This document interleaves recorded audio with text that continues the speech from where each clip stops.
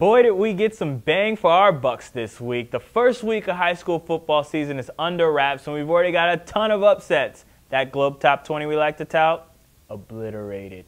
I'm Zuri. You're watching the Huddle. Let's recap. In what was the game of the week, number 3 BC High hosted number 5 Brockton in a matchup of Eastern Mass powerhouses. Only one team walked away looking like a powerhouse. BC High's Preston Cooper ran for 124 yards and scored 3 touchdowns, while a stout defense shut out the Boxers in a 42-0 drubbing. It was ugly. Afterward, BC High middle linebacker Luke Katerius talked about what was in store for the Eagles after such a dominating win. Very, very good things. I mean, if we keep playing like this, anything could happen. We want to hopefully make a run in the playoffs, so if we keep playing like this, it will happen. Moving on, in the city, East Boston hosted Blue Hills at Airport Stadium, and it was the Vincent Burton show.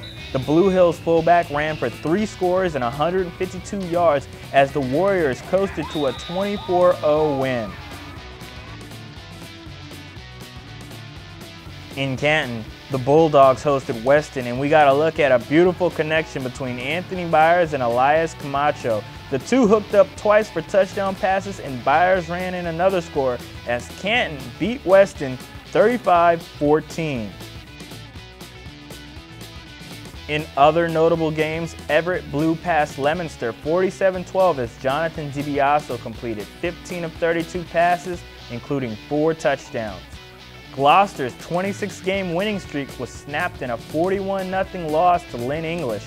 English's Jermaine Kelly threw for 279 yards and 6 touchdowns. Lawrence dropped Reading 32-13 as Calvin Severino ran for 3 scores. And Andover topped North Andover 30-20, scoring 13 points in the 4th quarter for the win. Let's come up for air. I got Bob Holmes here with me. Bob, what was the standout game in week 1? A lot of great teams stumbling. A lot of great teams went into the weekend. That's called a fumble. The one that stands out the most for me is Brockton. I mean, who would have predicted a 42-0 loss to BC High? Just never saw that one in the cards. All right. Any particular player standouts?